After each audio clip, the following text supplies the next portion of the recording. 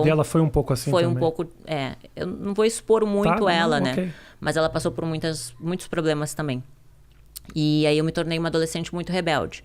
A gente não tinha amizade, eu e minha mãe.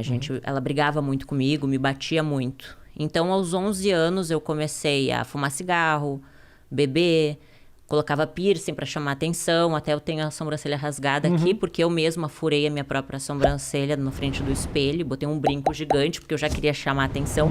Na verdade, eu queria ser amada, né? Eu buscava a atenção das pessoas aceita. Então, com 11 anos, eu sofria isso, sabe? E eu era muito magrinha. Então, eu via as meninas gostosonas, assim, tipo... Nossa, os meninos querem ficar com elas. E ninguém queria ficar comigo.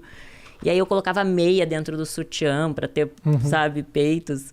E passei por vários problemas naquela época de depressão. Só que eu não entendia, porque naquela época a gente não conseguia conversar com ninguém. Não tinha internet como é hoje. Então, nas minhas agendas, eu falava que eu queria morrer, que eu queria matar todo mundo.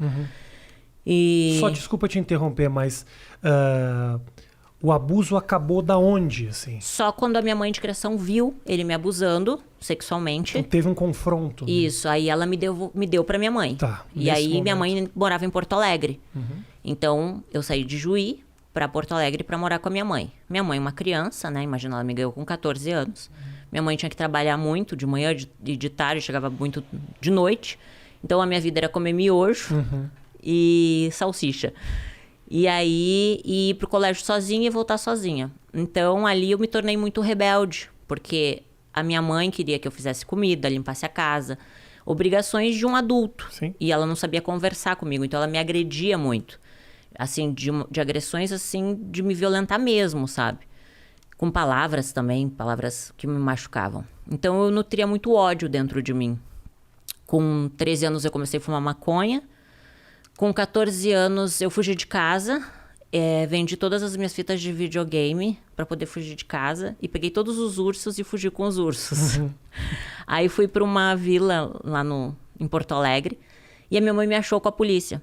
Daí, quando a minha mãe me achou, ela me disse, agora tu vai morar com teu pai. E eu não conhecia direito meu pai. Mas foi bom, foi um período muito bom, meu pai é uma pessoa incrível. Aí eu consegui conhecer ele de verdade, né? E acabei... tendo minha primeira relação sexual com meu meio-irmão. Porque pra mim eu não conhecia ele. Ele era filho do meu pai, um menino bonito da minha idade.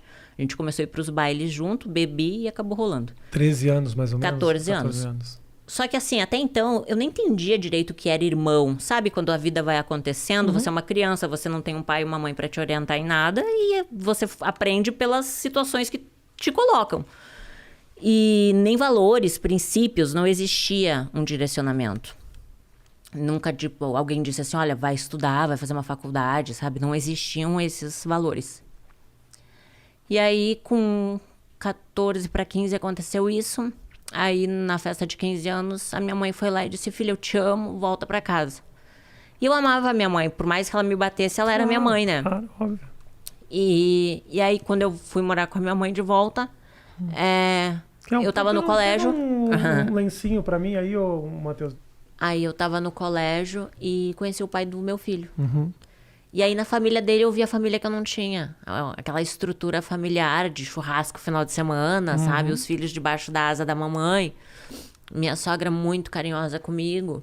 Então eu me apaixonei pela família dele. E eu era uma criança, eu tinha 15 anos. Aí o meu ex-marido, na época, tinha 16, uma criança também. Sim. Mas a gente, nessa idade, a gente já acha que a gente é adulto. Aí a gente queria ter um filho. Então, imagino também que a sua vontade de amadurecer era para escapar de muita coisa que da infância não tinha sido das melhores. E a minha mãe me batia até no rosto. Imagina eu aos 15 anos apanhando no rosto, sabe? Era uma forma de fuga. O casamento foi uma fuga.